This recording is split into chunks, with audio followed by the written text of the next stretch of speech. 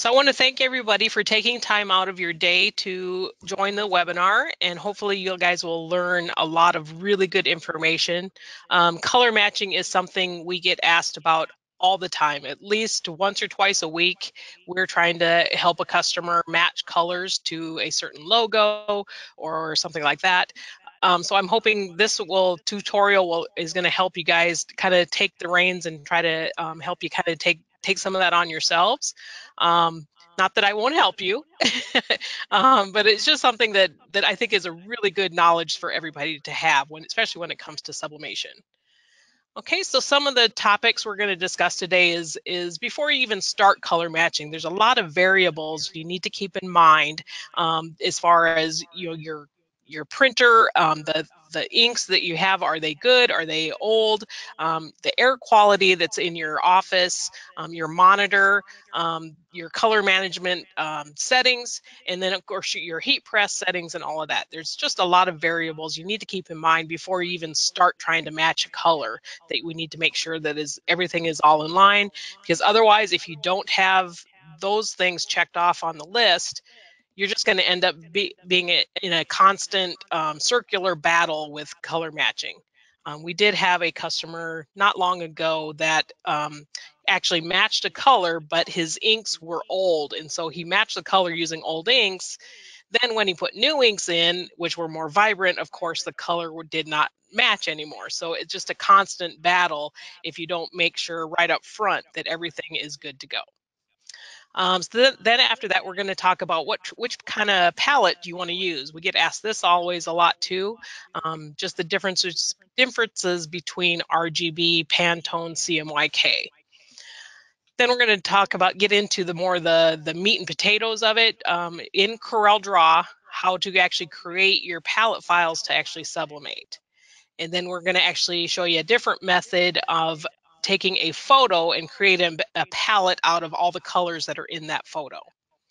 And then the next thing we're going to talk about is how to create a palette using your blend tool, so you can create out of a vector image, how to create a palette out of those colors. And then once you actually find the color that you want to use, I'm going to show you how to add it to your existing palette so you can use it over and over again. You don't have to always try to figure out which one was that, and you can always have it, and you can name it a certain name too. Okay, so let's get into it. You can see my email address is up there also. If after the webinar you have any other questions, you can sure email me anytime, or you can also email our team at sublimation@jdsindustries.com. Okay, so before you start color matching, it is necessary to make sure all of your equipment and supplies are all good to go. And what we're going to get into now is very important, because otherwise, like I said, matching your color is going to be futile. So the first thing you want to do is do a nozzle check. That's going to be your first line of defense to make sure that everything is running very well. There's nothing worse than trying to get your job done and there's lines going through your print and it's just not working right. So if you do a nozzle check, do a head cleaning, and then you should be good to go. So here is an example of what a good nozzle check looks like, and also what a bad nozzle check looks like.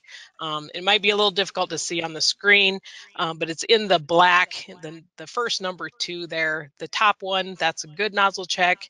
If you see any of these missing little lines, that indicates that you have a clog. Every one of these little lines in your nozzle check is a nozzle. So that's where the ink is being pushed through. So if there's a clog, there's obviously not going to be any ink being pushed through.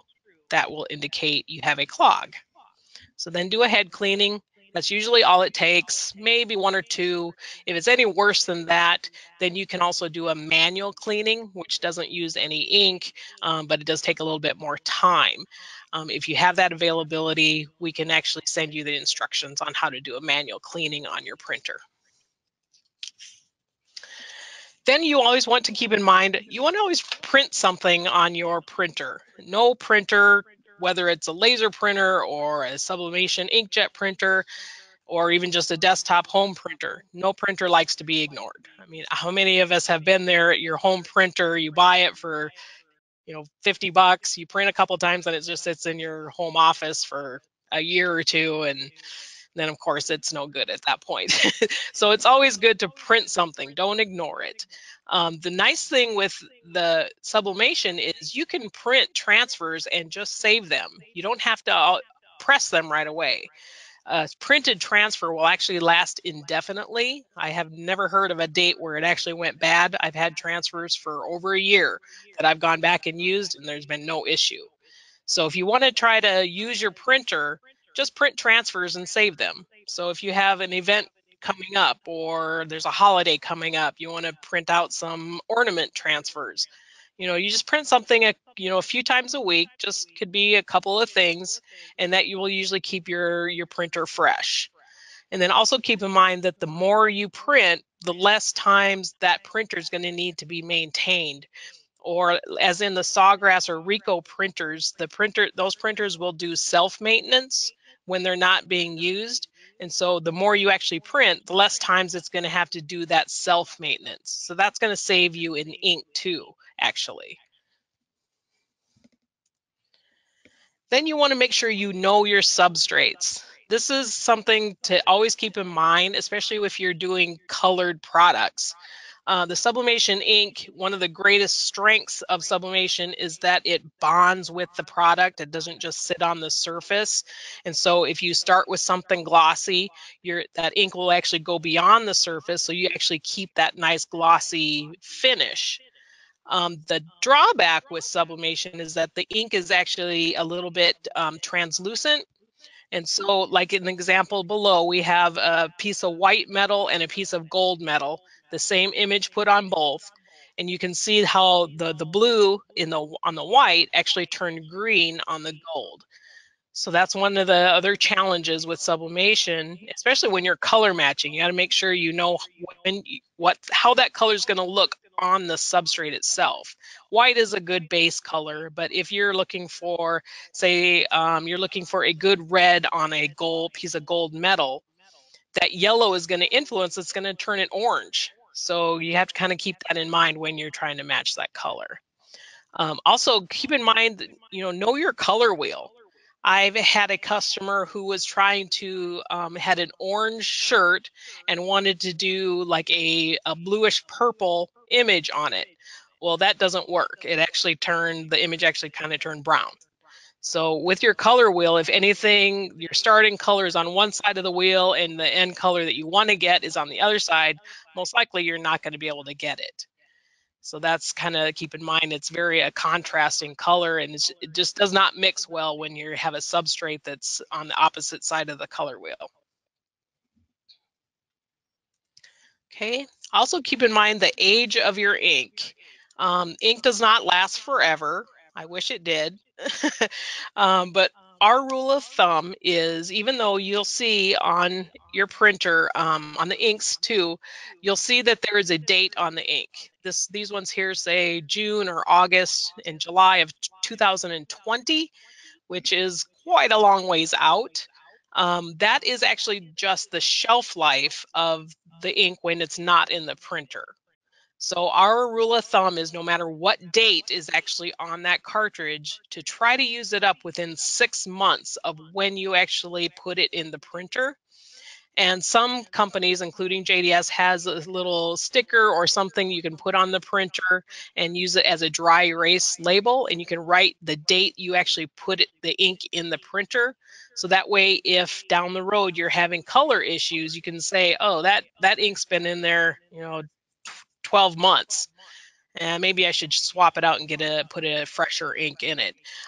With these inks, the Ricoh or Sawgrass inks, it's not that the ink dries up after 6 months. It's actually that the pigments will actually begin to degrade, and you'll get color shifting. The inks just do not mix properly to give you the color that you once had.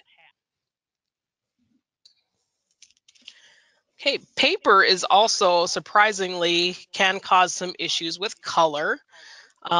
Moisture being the biggest problem, either too much or not enough. If you have too much moisture, then you want to dry out your transfer. If you don't have enough, then you want to run a humidifier. So here is two examples. This one on the left, for too much moisture, you actually get, because what's happening is there's moisture in the paper, and most likely there's moisture in the product as well. So what happens is that when that's under the heat press, there's steam being created, and that ink is traveling with the steam, and that's what's making those like tiger stripes or something like that. So what you want to do to prevent that is, when you print your transfer, if there's a lot of ink being laid down, make sure your transfer is dry before you apply it to your product. You can just set it under the heat of the press. Don't bring down the plate, and just set it under there and allow it to just dry out slowly, and then that will be fine. Also, sometimes it's a good idea to pre-press the product as well, to draw out any moisture that's actually in the product too. So those two together will kind of cut down the amount of moisture that's being created by the heat press. The one on the right is actually what happens, and we're seeing a lot of this right now, this time of year, especially in the northern climates, where it's the the air in the room is so dry, it's actually creating static electricity, and you'll get these little striations, and that's actually static is actually grabbing the ink a little bit and pulling it away from where it's supposed to be. So in that case, one thing you can try, if you don't have a humidifier, just open a new pack of paper, just take out as much as you need and put the rest in a poly bag or Ziploc bag or something like that to keep it in the right moisture. And then also, if you can run a humidifier, that will actually help a lot. I did notice just this past weekend, we did get a humidifier in our office. It was maybe a week or two ago. And over the weekend, of course, it ran out of water. I came in Monday, I tried to print something, and I had the stripes going through. So I had to make sure my humidifier was back up and running, and I put in some new paper, and it was fine. So it's just something that happens this time of year. There's really no way to prevent it. You just kind of got to work with it, unfortunately. But too much moisture is something you can actually work with a little more to prevent, and hopefully you won't have too much moisture issue. Okay, so your heat press is another important part of the equation. A good heat press is going to be very important when you're sublimating. There is some really inexpensive heat presses on the market. Unfortunately, I've heard from numerous people that those presses do not last. They tend to fluctuate in temperature too much, so they end up with a lot of issues, all kinds of, from color issues to pressure issues to, things just don't, the color just does not transfer like it should. And most likely it's because of the heat press. So investing in a really good heat press is going to alleviate a lot of your issues down the road. I know heat presses are not, a good heat press is not cheap. They usually run around $1,500 or so. But a good heat press made in the US is going to last you a very, very long time. They'll last 15 to 20 years, and you'll be able to get parts and service for that heat press. A lot of these companies have been around for about 50 years, and even when you go out of warranty, you'll still be able to buy parts for it, and there's really not much to them when it comes to fixing them. So it's actually not too much trouble when one does go down. Monitors is something also we need to keep in mind, especially if you're working on a laptop. The way you have your laptop screen either pushed forward or back can actually change how you see colors on your screen. So kind of make sure that your monitor is perpendicular to your eyes, and then also make sure your monitor is calibrated on a regular basis. And you can probably Google your model of monitor or laptop and actually find how to calibrate your monitor. So that's always a good idea, so that you see what you see on your screen is going to be what you actually end up getting. Color management, this is another really important piece of the puzzle, and it's often the most overlooked piece of the puzzle. I have a lot of people that they get their printer, they're all excited, they set it up all by themselves, and they get it printing, and the colors are terrible. And that's the calls we get a lot of. And all we have to do is make sure that your color management settings in your design software are set up correctly. It does make a big difference. There is different settings for different softwares, so just get a hold of your distributor and they will be able to help you out with what those settings should be.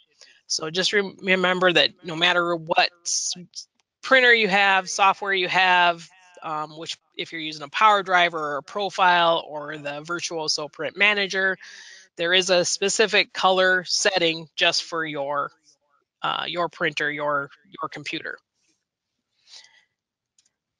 Okay, and then we get to the artwork. Unfortunately, this is probably the most difficult to control if your customer is supplying the artwork, because if they're creating it in some other software that maybe not the greatest, a lot of people will use Microsoft Word or PowerPoint or Publisher or some other software. I've had a lot of people recently been using the Silhouette software that is for a printer plotter, little desktop machine. I'm not familiar with those, so, and I know in like the more simplistic softwares like Word or PowerPoint, there is no color management settings in those software. So getting that color to come out right, your customer might say one thing, but we know that with Word, you just don't have a lot of control. So you might have to do some editing there if you can get it to work out right. If they're sending you photos or bitmapped images, make sure that they are at 300 DPI minimum at the size that they're going to be printed. A lot of people like to pull things off of Facebook, which are only 72 DPI, and if you try to blow those up, they're not going to look good at all. So always, if they have the original photo that actually came from the camera, the file that came from the camera, and send it to you, that's going to be a good image. Try not to have them send you, or even if they text you an image, that's going to be another low resolution image. If they email it to you, they should be able to pick what size of the image is going to be, whether it's going to be a small, medium, large, or actual size. If they can send it to you as actual size, that's going to be the best way to go. And then if they're sending you vector graphics like their logo or something like that, check to see the color values that are in that logo and see if they made it in CMYK or RGB or Pantone or which method that they use to build that logo. A lot of times if somebody is building a logo, they'll have a graphic artist build it, and they'll use like Illustrator, and they'll build it for print, which is like if they're making flyers or a catalog or something like that. So those colors are not going to be what you want to use for sublimation, because they're just not going to come out the same. So just check that, and this is where the color matching might have to come into play, because the CMYK colors or the Pantone colors they use to build that is not going to be what's going to actually print out. And then we're talking about pallets. There really is no right or wrong palette you can actually use. You just need to know how those pallets actually look after they're sublimated. So whether it's RGB or CMYK, and I know this is a little confusing because the printers themselves has CMYK ink in it. So why would I work in RGB? That doesn't make any sense to me. Well, here's the thing. CMYK color mode or color model is generally intended for like offset printing or regular printing, whereas RGB, there's two gamuts here. I want to explain this. So there's two gamuts. There's an RGB gamut and a CMYK gamut.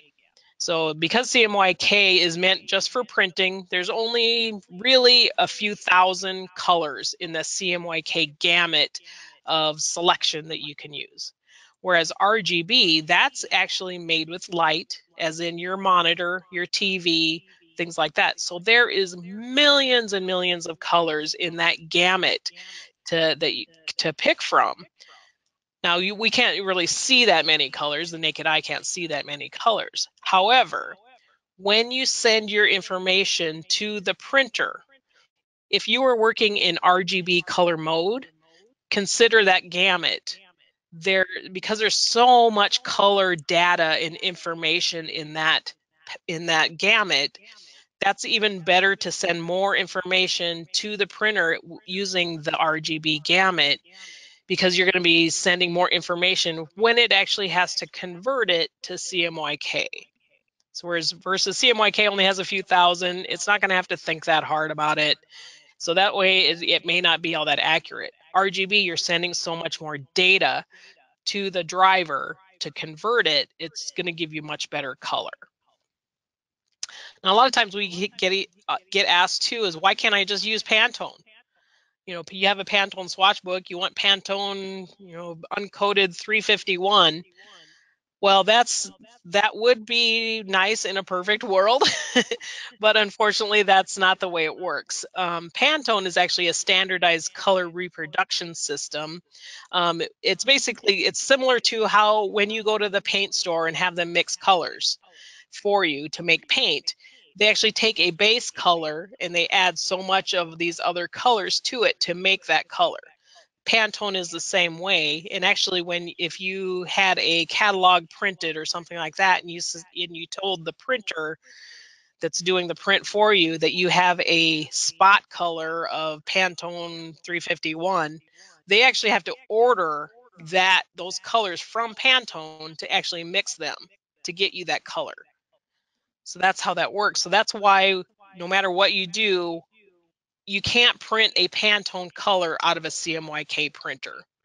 It's just rarely going to actually come out looking like that Pantone swatch. Now, you can use the Pantone swatch book as a base to match the color. You'll get very, very close to a Pantone color, but you're never going to get exact. But using that Pantone swatch book is really handy. And I know they are expensive. They run, I want to say, around $100 or so. But you wouldn't necessarily need to get the Pantone book. You could actually go to a paint store and start collecting those little swatches, and those are all free, and start making your own little book and just make sure you can match those colors. So that way when you show your customer, you can say, this is the colors I can recreate, and you can go from there. The Pantone it's really handy because they have so many colors in it. So that's really a good option if you can afford to buy a Pantone swatch book. So once we get into the actual color matching, we would use a Pantone swatch book as the physical color to actually use to match. So I am actually in Corel 2017. There's so many versions out there now. I have a hard time keeping track. There for a while, I thought X7 was the same as 2017, but it's actually 2017 is actually X9. So it's so confusing. So what I'm going to be doing is 2017 is, I find, the most stable. I actually have the 2018 version, but I have some crashing issues that I prefer to avoid. So I just went back to my 2017 very stable version of Corel. Okay, so first thing we're going to do, when you first get your printer, you want to print out the palette that you want to use. So right here, I have my, this is my RGB color palette. Okay, there we go. Okay. So let's just fill this with a color and I'll show you. So down here at the bottom, you can see I filled it with an RGB color. Okay. But I want to print out my RGB palette just so I have a base of all these colors. And you can use this to actually show your customers, say, I can do this blue or I can do this red. If you don't want to go any farther than that, that's totally up to you. So in order to print this palette out, we need to run a macro. Now, Corel Draw is the only software that I've found that you can actually do this in. I've tried finding it in Illustrator. I know you can't do it in Photoshop. So this is probably one of the best things that Corel probably ever did, in my opinion, is that they made it available so you can create palettes, which is so handy. So in order to print this palette out, we need to run a macro. So let's So up at the top, you want to click on Tools and then go down to Macros. Now, this being the 2017 version, you may, if you don't already have this installed, you will have to install the color chart creator. And let's go back a step here and I'm going to show you where that's at.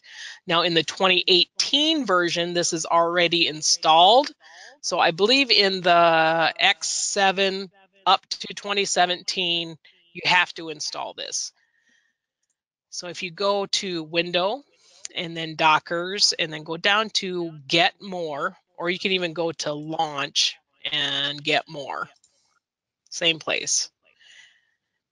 So if you go to the extensions and then scroll down, it's clear at the bottom, the color chart creator, and it's free. And I already have it installed, so that's why the remove is there. So that's kind of nice. I would just go ahead and do that. That's pretty easy to do. Okay. So once that's installed, we need to have that available when we run our macro. So you could go up to Tools and then Macros and then Run Macro. Now this little window is going to pop up here. And in this little where it says VBA project, you want to select the color chart creator. Now, if you have an older version of Corel, say X6 and older, it's a little different. So email me and I can send you the instructions on how to run the macro on the older version of Corel. But most people I think, are at least in 27 or I want to say X7 and newer. But if you still have an older version, that's no problem. We can still get you there. So once you get in there, select your color chart creator, and it says macros create chart. You want to run that. And then we're going to select which palette we want, and I'm going to check the RGB palette. Sometimes that palette's going to be in there, sometimes it's not. Usually the palette you have open here, your default, is going to be available in that drop down. And then you want to change your spacing. It defaults to 20. But you want to change that to 5. That's just how much space is going to be between each swatch. Okay, so then you hit OK, and it's going to run. Takes a little bit of time. Okay, there we go. So here is our RGB palette. It ended up with a page and a half of swatches. And if I zoom in here, you can see each swatch also has the color value on it. So if you want to use something with these colors, you just go over and you find that color. See the dark brown right there, 102, 51, 51. Right there, and you can just use that color to create your artwork. So this is really good when you first get your printer, a brand new printer. It's always a good idea to print this out and sublimate it onto, I usually do it on white metal. And because that's going to be a good indication down the road if you're having issues, you can reprint this palette and compare it with your original when you had fresh ink, everything was optimum. So then you can compare it and say, okay, what's going on here? My grays look kind of green, things are not looking right, and then we can go from there as far troubleshoot what's going on. Okay, so then the next thing we're going to do is we're going to create a palette out from a photo.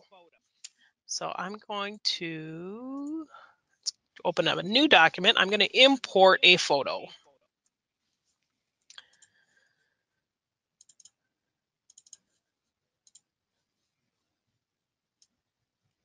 Okay, so there's this little farm scene, really nice. And say you wanted to add some text to this photo, but you want to kind of make it using some of the colors that are in this same photo, so that way that they're going to match. So pretty easy, actually. So we want to create a palette from this photo. So what we're going to do is you're going to select the photo, and you're going to go up to Window, and then Color Palettes. And then you're going to go down to the bottom and create a palette from selection. And then you're going to name it. Let's name it Barnyard. And it's going to save it. The default location is going to be under Documents, My Pallets. You can save it anywhere you want to. If you want to put it on your desktop, create a folder on your desktop called Pallets, that's fine too. So then once you hit that, you hit save, and you're going to have the option of how many colors you want to have made out of this palette. You have the option of up to 256. For this thing, usually around 60 will give you one page of colors. So let's do that. Okay, and you see over here on the side, it had the create the palette and it docked it over to the side.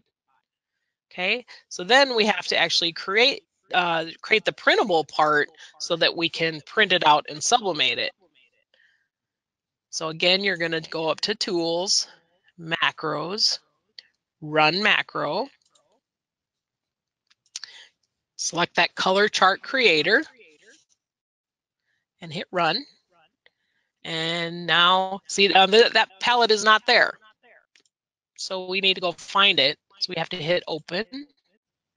And we went to My Documents, My Pallets, and there it's called Barnyard. Open that up and hit OK. Let it run. And there's our palette that we can print out. It's got some nice reds in it. It's got some nice greens, some browns, some yellows, a lot of good colors that you can use for that artwork to get you where you need to be. Okay. The next way, if you don't have a photo, say someone gives you that PMS color. I'm going to create another new document. So somebody gives you that PMS color that you need to match. So how do you do that? You have the physical swatch that they want you to match, which is a good place to start. So at least you can actually see what it's supposed to look like. So what you're going to do, we're going to create a palette using the blend tool in order to give us a range of certain colors. So your blend tool is on the toolbar. It's usually defaulted on the drop shadow. You just click and hold that and get the flyout menu. Go to the blend. Okay. And you want to create two closed vector art. And we need to fill it with the color, the starting and the end of the end color that we want to use. So let's make a copy of that. Okay, so this one, let's say we're looking for a nice dark red. So I'm going to fill one with red, and I'm going to fill the other one with black. Okay, and then I'm going to go to my blend tool, and I'm actually going to take the outline off of these. Did you know that on your palette, this box at the top of your palette is really handy? So if you want to do removes anything, you either left click or right click on this box, and I want to remove the outline. So I'm going to left click does the outline, or I'm sorry, right click does the outline, left click does the fill. So that's what that does. It's just kind of a handy little thing there. Okay, so now I need to blend these together to give me the swatches that I need. So I'm going to click on my blend tool, and I'm just going to click from one square to the other. So click and drag. There we go. And by default, it's only going to do 20 steps or 20 swatches. And I want to do a full page, so I'm going to do 60. Okay, so then to make this into a palette, there's a couple of things we need to do. We need to first break this blend group apart, and then we need to ungroup it. So we can go to Object, Group, Ungroup all objects. Okay, so you see all those little dots. That there is indicator that you've ungrouped all these pieces. So that way you can see they're all separate. Okay, but now we have to make a palette out of this. So again, you're going to select all of these swatches, and we're going to go again to Window, Color Palettes, create palette from selection, and let's call this red to black 3 or 2. I have a lot in there. Okay, so again, it's going to dock it off to the side. And then, so now we have to run our macro. Tools, macro, run macro, color chart creator, and run. And we need to go find it again. So this was red to black 2, right? There it is. Open. Spacing is 5. And there we go. So now we can print that out and sublimate it. And then you can compare once you sublimate it, you can compare it with that swatch book that you have. So you can find the actual color that's going to be so close to that swatch book. And sometimes you may not get it in the first try. I admit it. First try is probably pretty rare. Usually within 2 or 3, though, I can usually get it. And then save these. Once you sublimate them, save them. We have a file cabinet full of sublimated swatches, and we refer back to them all the time when I'm trying to find this certain red that I want or something like that. Or especially with teal colors. Teal is very deceiving color to get, and unfortunately, a lot of people like that color and they want you to match it. So teal is very difficult, is very deceiving, because what you see on the screen is not going to be what prints out on the paper. You'll actually see it. It'll look nice and teal on the screen. When you print it, it's actually going to look kind of bluish gray. So you immediately, a lot of people think, oh, this is not right. There's something wrong here. So what you actually have to do is you actually have to sublimate that to actually get that color to come out. It has something to do with the way that color reacts with the paper. It just does not come out right on the paper. But once you actually sublimate it, it will calm your nerves and it should come out right. So that's just a good thing to keep in mind if you're looking for anything in that teal family type of colors. Okay, so say once we find that color that we want to use, we want to add this. Just instead of keeping this palette, docked off to the side all the time, we can actually close these. Let's close this one too. So say I find this color, and it's a color I'm probably going to be using over and over and over again. But I want to add it to my RGB palette. You can do that. So basically what you do is say this R1300, the 11300 is the color that I find matches this certain logo that I'm going to be using over and over and over again. And I want to add that to my palette. So what you do is up at the top of your palette, you see that little eyedropper.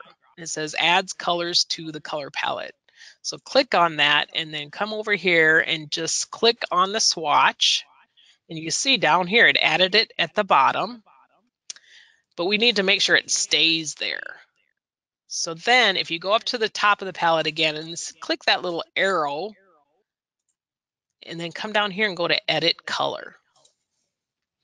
Okay, so we have that color selected, and now you want to name it.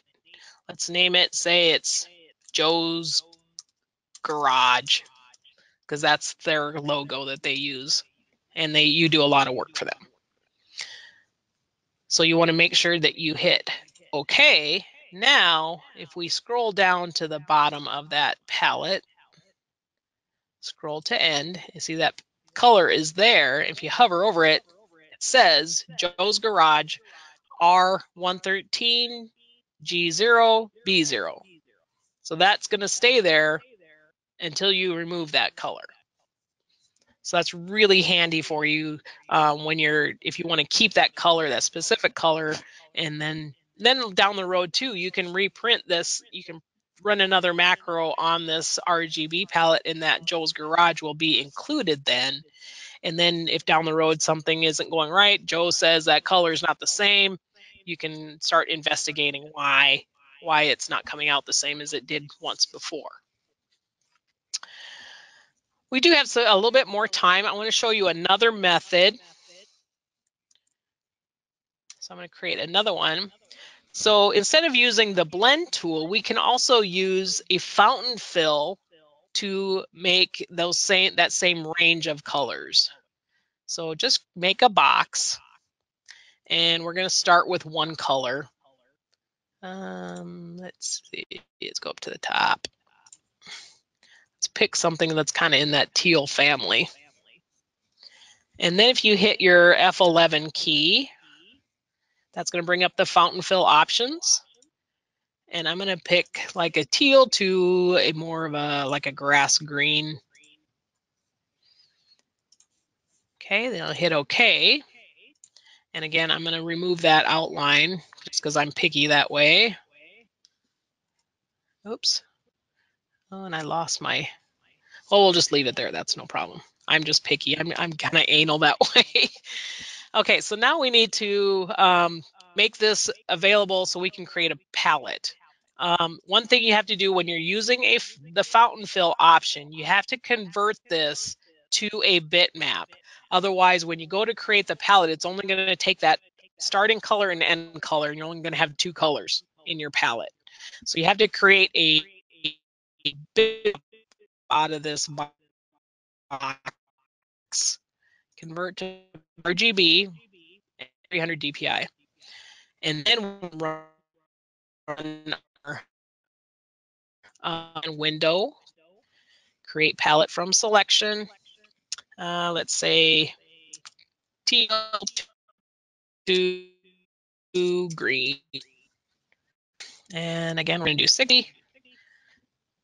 And now you can kind of see these are a little bit out of order. If you don't want it that way, select one of them and go up to edit color. You can remove that black one if you want. And then you can also sort your colors by brightness, by saturation, by hue, whichever is going to get them in the order that you want. And this just doesn't seem to be doing it, but it's a pretty good place to start. So once you get it where you want it, then you want to save that palette. So that little bit of a change is going to be there. And then you're going to run that macro. Again, run macro, color chart creator, run, and then open. What do we call that? Teal to green. There it is. And run that one. Okay, and there's our teals. Okay, one last thing, I do get questions from time to time on how to get a better black, especially with the Sawgrass printers. Even though you might use the RGB 000 black, some people still think it's not as dark as it could be, or if they had a previous printer that did a better black, they're just not happy with how blacks turn out. There is something you can do about that. I'm just gonna go into print because I just want to show you quick. So if you have one of the Sawgrass printers and you have an image that has black in it, so you're gonna print to the virtual, so print manager. So when you hit print, excuse me, I'm going to let that the VPM window come up here. It shouldn't take too terribly long.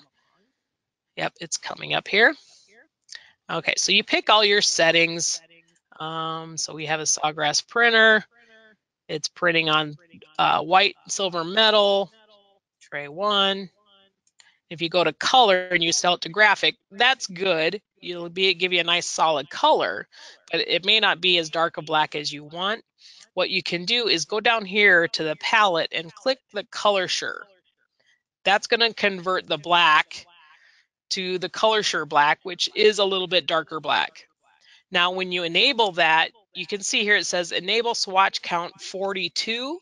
So not only is that enabling the color sure black, it's also enabling the other 42 colors in that palette. So if you've worked hard to match a color and say it's a teal color, and you go to, and there's also a black in there, you want the nice dark black, but you want the teal that you matched, you may have an issue with enabling this because it's going to change that teal color as well as the black. So there is a way around that. So let's cancel this. If you go down to your system tray and go to your VPM and you go to the palette manager. So in here, you can actually create palettes of just certain colors that you want to use with that color sure. So you can see here, let's find one here. I have an 800. you need to make sure you make note of these settings that you are setting here, because those are the settings you're going to have to pick to have this new color show up. So I'm going to be on high quality. I'm going to do white and silver metal. True Pix is my paper. I'm going to do graphic for my mode. And then I only want the black. So I need to uncheck all of these colors except the black. And that way, when I go to use this and click on this new palette that I'm creating, it will only change that black. It won't change any of the other colors. And unfortunately, there's not a quick way to do this. You have to go through and click each one. Oops. So almost there. Yeah, all 42. Okay, so once you're done, so scroll back up. The black is the only one that's on. You want to save it, save as, and let's name this SG800 black. And save it. And then you can close that. Now when I go to print, let's bring up that VPM window again. Excuse me.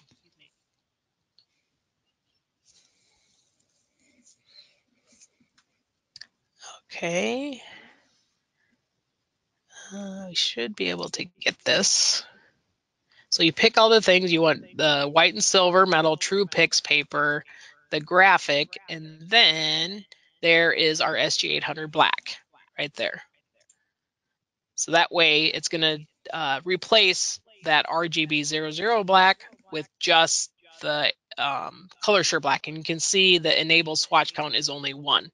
So it's only going to change that black. It's not going to change any of the other colors. Okay. So that's pretty much all I have right now. Sarah, is there any questions we need to answer? Did have a few come in, Lisa, while you were presenting. Okay. The first one we have here is, what is the ideal moisture range to keep the room within? Okay.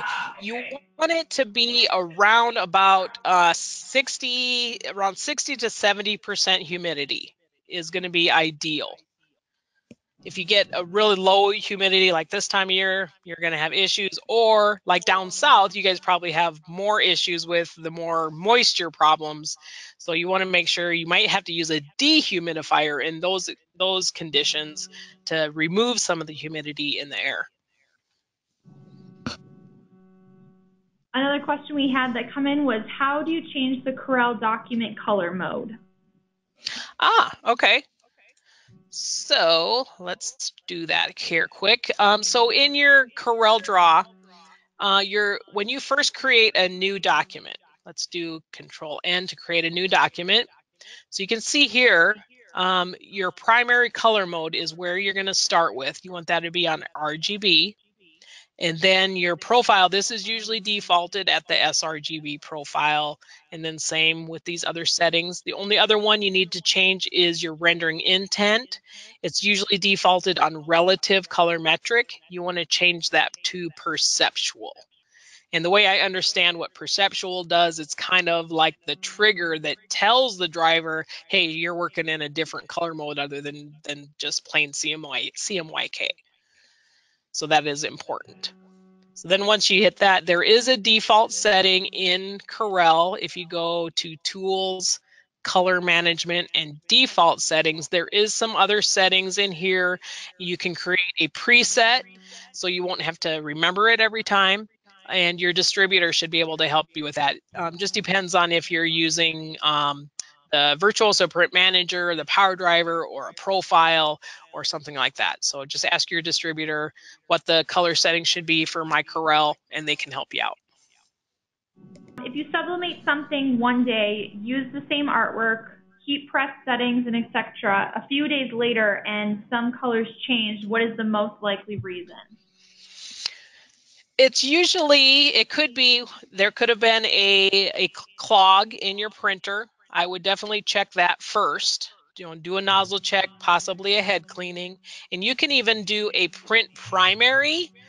For instance, in the VPM, let's go back in here and let's go to printer utilities.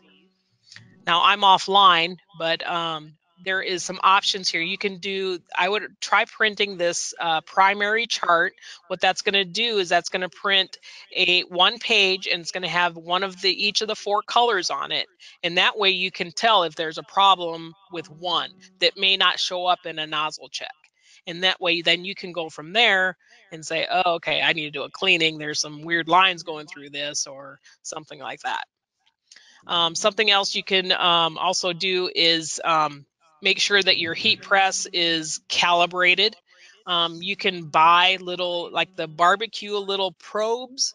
They're like 15 bucks. You know, it's just something. I don't like the little infrared heat guns because they may not be all that accurate. I do like something you can actually touch the heat with, the heat platen.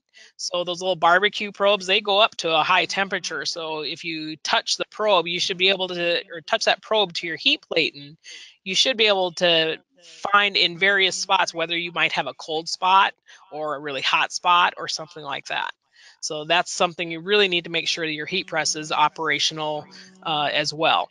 So that's the 2 things I would check is your ink, make sure your ink is, you don't have a clog, and also check your heat press.